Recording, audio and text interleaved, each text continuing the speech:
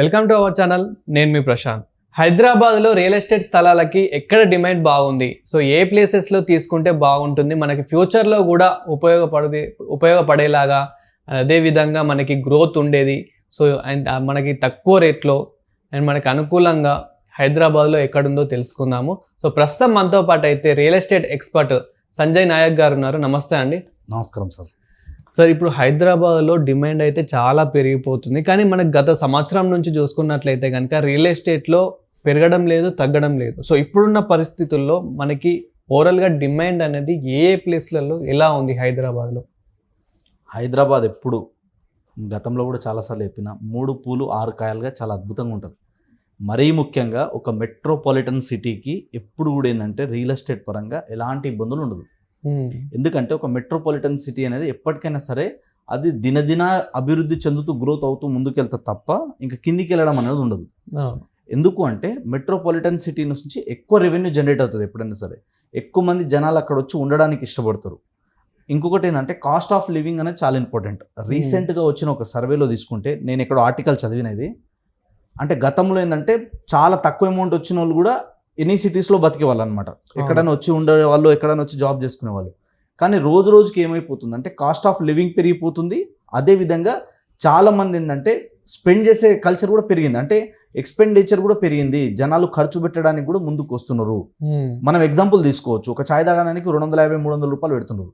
దాని అర్థం ఏంది? జనాల దగ్గర డబ్బులు లేక కాదు, డబ్బులు అందరి దగ్గర ఉన్నాయి, అందరూ కొనడానికి ఇష్టపడుతున్నారు. సో ఇప్పుడున్న మార్కెట్ కండిషన్ ఏంటంటే మీరు అన్నట్టుగా లాస్ట్ 1.5 year 2 years నియర్లీ అవును మార్కెట్ చాలా స్లో ఉంది. చాలా అంటే చాలా స్లో ఉంది. ఎవరెన్ని లంబా చోడా చెప్పినా కూడా ఏంటంటే రియాలిటీ బయట జరిగేది అంత స్పీడ్గా లేదు. అవును, కానీ ఇది కరెక్ట్ టైం.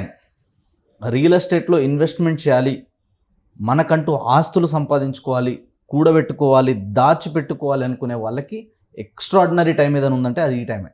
సో ఎక్కడ ఏ ఏరియాలో తీసుకుంటే బెస్ట్ అంటారు ఇప్పుడున్న సిచ్యువేషన్లో? సో ఒకటి గుర్తుపెట్టుకోవాల్సింది ఏంటంటే, మనము హైదరాబాద్ సరౌండింగ్ లోపల ఎక్కడ మీరు ప్రాపర్టీస్ కొన్నా సరే, ఈ పర్టికులర్ ఏరియా అని లేదు, ఎనీ పర్టికులర్ ఏరియా అని కూడా లేదు. మీరు హైదరాబాద్ సరౌండింగ్ లోపల, ఔటర్ రింగ్ రోడ్ లోపల ఎక్కడ ప్రాపర్టీస్ కొన్నా సరే నెక్స్ట్ 10 years విపరీతంగా గ్రోత్ వస్తుంది. కానీ చాలామంది ఏం చేస్తారంటే ఆల్రెడీ ఎగ్జిస్టింగ్ డెవలప్మెంట్స్ ఎక్కడైతే ఉన్నాయో, ఎగ్జిస్టింగ్ గ్రోత్ ఎక్కడైతే ఉందో అలాంటి ఏరియాలో తొందరగా ఎక్స్పాండ్ అవుతుంది కదా, తొందరగా గ్రోత్ వస్తుంది కదా అని చెప్తారు. సో ఆ విధంగా చాలామంది సిటీ లోపల వాళ్ళ బడ్జెట్ ఎక్కువ ఉంది, కొంచెం ఎఫర్ట్ చేయగలుగుతాం అనుకుంటే కమర్షియల్లో వెళ్ళే వాళ్ళు ఉన్నారు. కొందరు రెసిడెన్షియల్గా అపార్ట్మెంట్లు కావచ్చు, విల్లాస్ కావచ్చు, ఇండిపెండెంట్ హౌస్ కావచ్చు, వాళ్ళ బడ్జెట్ తగ్గట్టు వాళ్ళు చేంజ్ చేసుకుంటారు అనమాట. సో ఇప్పుడున్న మార్కెట్ కండిషన్ ఏంటంటే లాస్ట్ 1-2 years నుంచి స్లో ఉంది, కానీ రేట్లు తగ్గలేదు, అట్లానే పెద్దగా పెరగలేదు కూడా. కానీ మళ్ళీ చెప్తున్నా, రాసి పెట్టుకోండి, రియల్ ఎస్టేట్ మొమెంటమ్ స్టార్ట్ కాబోతుంది. రియల్ ఎస్టేట్ మొమెంటమ్ ఇది ఒక్కసారి స్టార్ట్ అయిందంటే మాత్రం మళ్ళీ చెప్తున్నా కదా, రాకెట్ స్పీడ్ కంటే ఎక్కువ పోతుంది. ఎందుకంటే మనం గతంలో కూడా చాలాసార్లు చూసినాం. అండ్ రియల్ ఎస్టేట్ అనేది ఎప్పుడు కూడా అప్ అండ్ డౌన్ కామన్. ఇది అవును, రియల్ ఎస్టేట్ ఎప్పుడు జెట్ స్పీడ్తో, రాకెట్ స్పీడ్తో వెళ్ళిపోదు.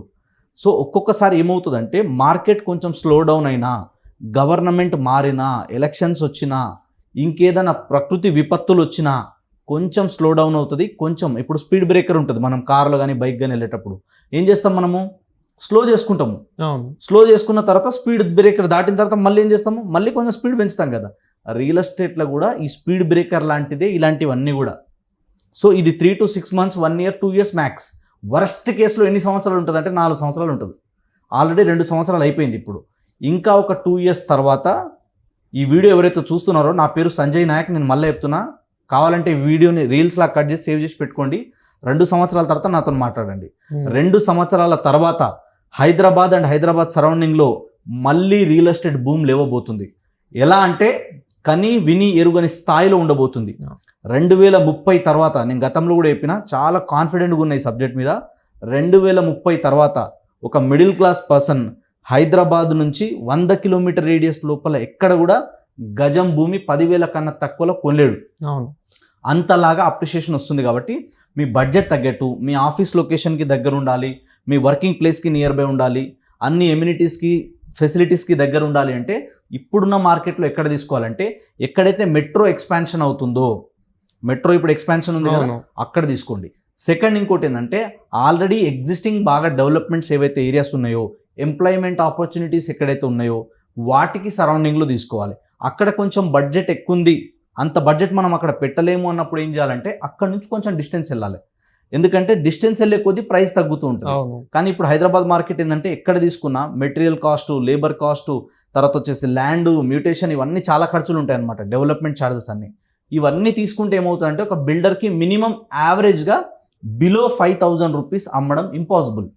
మీరు హైదరాబాద్ లోపల ఎక్కడ తీసుకోవచ్చు, వరాల లోపల 5,000 కంటే తక్కువలో దొరకడం అనేది ఇంపాసిబుల్ అది. సో మనకు హైదరాబాద్లో ఎక్కడ చూసినా కానీ మోస్ట్లీ చాలా డెవలప్మెంట్ అయితే కనిపిస్తుంది. అండ్ రాబోయే రోజుల్లో ఎక్కడ డెవలప్మెంట్ కాబోతుంది, ఏ ఏరియాలో కాబోతుంది? ఐటీ పరంగా తీసుకున్నా మీరు అన్నట్టు ఏంటంటే ఆల్రెడీ కొన్ని ఏరియాస్ ఉంటాయి ప్రైమ్ లొకేషన్స్, అవి దానికి ఎన్ని చేంజెస్ వచ్చినా మార్పులు ఉండవు. లైక్ గచ్చిబౌలి, తర్వాత ఫైనాన్షియల్ డిస్ట్రిక్ట్ కావచ్చు, మనకి కోకాపేట్ కావచ్చు, నార్సింగి కావచ్చు, ఇప్పుడు నెక్స్ట్ వచ్చేసి రాజేంద్ర నగర్ కావచ్చు. రాజేంద్ర నగర్ అంటే ఆర్ఎం గారి నుంచి ఎయిర్పోర్ట్ రోడ్ కావచ్చు. తర్వాత వచ్చేసి మనకి ఇక్కడ నెక్స్ట్ తీసుకుంటే శ్రీశైలం హైవే, తుక్కుగూడ, ఈ ఏరియా బాగా డెవలప్మెంట్ అవుతున్నాయి. ఆ తర్వాత కొంచెం ముందుకు వెళ్తే మనకి ఘట్కేసర్, ఈ ఏరియాలో కూడా ఉప్పల్, ఈ ఏరియాలు బాగా డెవలప్ అవుతున్నాయి. సో ఎక్కడైనా సరే కానీ మన రిక్వైర్మెంట్ ఏముందన్నది చూసుకోవాలి. ఫస్ట్ మనం ఇల్లే కొనాలా, అపార్ట్మెంట్ ఆఫ్ ఫ్లాటే కొనాలా అన్నది చూసుకొని మన రిక్వైర్మెంట్ తగ్గట్టు, ఇందాక చెప్పినా కదా, మన బడ్జెట్ని బేస్ చేసుకొని కూడా కొన్నిసార్లు చేంజ్ అవుతుంటాయి. మన ప్రియారిటీ ఏముంది, ఇల్లు కట్టుకొని ఉండడానికేనా, జస్ట్ రెంటల్ పర్పసేనా, కమర్షియల్గా ఆలోచిస్తున్నామా, లేదా దాన్ని ఇంకేదైనా డెవలప్మెంట్ కోసమా, వీటిని బేస్ చేసుకొని అప్పుడు మనం ప్లాన్ చేసుకోవాలి. ఒకవేళ ప్యూర్లీ ఇన్వెస్ట్మెంట్ అనుకుంటే కనుక చాలామంది కమర్షియల్ కానీ లేదా రెసిడెన్షియల్ కానీ అగ్రికల్చర్ ల్యాండ్లో వెళ్ళి ఇన్వెస్ట్మెంట్ చేస్తారు. సో వాళ్ళ రిక్వైర్మెంట్ అది, ఇదే కరెక్ట్ మీకు ఇది రాంగ్ అని చెప్పడానికి ఉండదు రియల్ ఎస్టేట్లో. ఎందుకంటే మనిషిని బట్టి, వాళ్ళకున్న టేస్ట్ని బట్టి, వాళ్ళకున్న రిక్వైర్మెంట్ని బట్టి ఆటోమేటిక్గా డిఫరెన్సెస్ వస్తాయన్నమాట. కాబట్టి ప్రాపర్టీ కొనాలనుకున్నప్పుడు మరీ ముఖ్యంగా చూసుకోవాల్సింది ఏంటంటే ఒక మున్సిపాలిటీ లిమిట్కి కానీ జిహెచ్ఎంసీ లిమిట్లో కానీ ఇక్కడ తీసుకోవాలి. ఇంకొక గుడ్ న్యూస్ ఏంటంటే ఇప్పుడు ఓఆర్ఆర్ లోపల ఏవైతే విలేజెస్ ఉన్నాయో, ఏవైతే ఇప్పుడు ఇంకా పెద్దగా డెవలప్ కాని ఏరియాస్ ఉన్నాయో అవన్నీ కూడా హెచ్ఎండిఏలో కలుస్తున్నాయి, జిహెచ్ఎంసీలో కలుస్తున్నాయి. అది దాటిన తర్వాత, ఓఆర్ఆర్ దాటిన తర్వాత అన్ని కూడా హెచ్ఎండిఏలో కలుస్తున్నాయి. సో ఈ హెచ్ఎండిఏ లిమిట్స్లో తీసుకున్నా లేదా మనకి జిహెచ్ఎంసీలో తీసుకున్నా కూడా అప్రిషియేషన్ అనేది బాగుంటుంది. ఒక్కటి ఏంటంటే మనం లీగల్గా క్లియర్ ఉందా లేదా. సో ఇప్పుడు మనకి హెచ్ఎండిఏ అనేది గవర్నమెంట్కి సంబంధించింది కాబట్టి ఇప్పుడు మీరు అన్నట్లు చాలా వరకు ఇప్పుడు మనకి ఉప్పల్, నాగోలు అక్కడ హెచ్ఎండిఏ తీసుకున్నా కానీ అండ్ ఇలాంటివి హెచ్ఎండిఏలో హైదరాబాద్లో చాలా ఉన్నాయి. సో హెచ్ఎండిఏలో రేట్స్ ఎలా ఉంటాయి? ఒకటి ఏంటంటే మీరు అన్నట్టుగా లేఅవుట్స్ ఉంటాయి అనమాట. ఇప్పుడు మనకి హైదరాబాద్ లోపల తీసుకుంటే ఇంతకుముందు హుడా లేఅవుట్ అని ఉండే, హైదరాబాద్ అర్బన్ డెవలప్మెంట్ అథారిటీ అని ఉండే. ఆ హుడా కాస్త చేంజ్ అయ్యి నెక్స్ట్ ఏమైందంటే ఇప్పుడు హెచ్ఎండిఏగా మారింది, హైదరాబాద్ మెట్రోపాలిటన్ డెవలప్మెంట్ అథారిటీగా. సో అట్లా హుడా లేఅవుట్లో కానీ హెచ్ఎండిఏ లేఅవుట్లో కానీ తీసుకోవచ్చు. ఒకటి ఏంటంటే ఏరియాని బట్టి మళ్ళీ ప్రైజెస్ అనేది మారుతుంటుంది. సో మినిమం ప్రైజెస్ వచ్చేసి ఇప్పుడు రోడ్డుకి నియర్ బై ఉండాలి, అన్ని డెవలప్మెంట్స్కి చాలా దగ్గర ఉండాలంటే 7,000 నుంచి 9,000, 10,000, ఏరియాని బట్టి 12,000 వరకు కూడా చేంజెస్ ఉంటాయి. కమర్షియల్గా, రెసిడెన్షియల్గా తీసుకున్నా మినిమం వచ్చేసి ఒక 5,500, 6,000 నుంచి మొదలు పెడితే అప్ టు 10,000. అది లొకేషన్ని బట్టి ప్రైజెస్ మారుతుంటాయి. ఎక్కడ తీసుకున్నా అది హుడా లేఅవుట్ కావచ్చు, హెచ్ఎండిఏ లేఅవుట్ కావచ్చు, రెండిట్లో కూడా పెద్ద వేరియేషన్ అనేది ఏముండదు. కానీ హెచ్ఎండిఏ అనేది 100% సేఫ్టీ అంటారు. హెచ్ఎండిఏ కానీ లేదా వచ్చేసి మనకి హుడా కానీ డిటిసిపి కానీ లేఅవుట్ ఉందనుకోండి, దానికి ఒక ఎల్పి నెంబర్ అనేది ఉంటుంది. ఆ ఎల్పి నెంబర్ ఉంటే ఏంటంటే మాక్సిమం దాంట్లో డబల్ రిజిస్ట్రేషన్లు, కబ్జాలు ఇలాంటివి కావన్నమాట. ఒకవేళ జీపీ లేఅవుట్లో తీసుకుంటే ఏంటంటే మీ అందరికి కొత్తగా తెలిసి ఇప్పుడు ఎల్ఆర్ఎస్ అనేది. సో ఎల్ఆర్ఎస్ అనేది ఏంటంటే లేఅవుట్ రెగ్యులరైజేషన్ స్కీమ్ అంటారు దాన్ని. అంటే గవర్నమెంట్ నుంచి అప్రూవల్స్ ఏమి ఉండవు దానికి పెద్దగా, కానీ అది గనక రెగ్యులరైజ్ చేసుకుంటే, లేఅవుట్ రెగ్యులరైజేషన్ స్కీమ్ అది. సో అది రెగ్యులరైజ్ చేసుకుంటే ఏంటంటే ఫ్యూచర్లో మనకి ఎలాంటి ఇబ్బందులు ఉండదన్నమాట. మనం కొనుక్కొని అమ్ముకోవాలన్నా, ఇల్లు కట్టుకోవాలన్నా కూడా సేఫ్ సైడ్ ఉంటుంది. కాబట్టి జీపీ అయినా కొనొచ్చు. జీపీ లేఅవుట్లో కొంచెం తక్కువ ప్రైస్లో వస్తుంది. జీపీ లేఅవుట్ కొంచెం బస్తీ టైప్కి ఉంటుంది. హెచ్ఎండిఏ కానీ డిటిసిపి కానీ లేదా వచ్చేసి మనకు హుడా లేఅవుట్ ఏంటంటే కొంచెం కాలనీ టైప్ ఉంటుంది. ఎమ్యూనిటీసు, ఫెసిలిటీసు లేఅవుట్లో ఎక్కువ ఉంటాయి, జీపీలో తక్కువ ఉంటుంది అనమాట.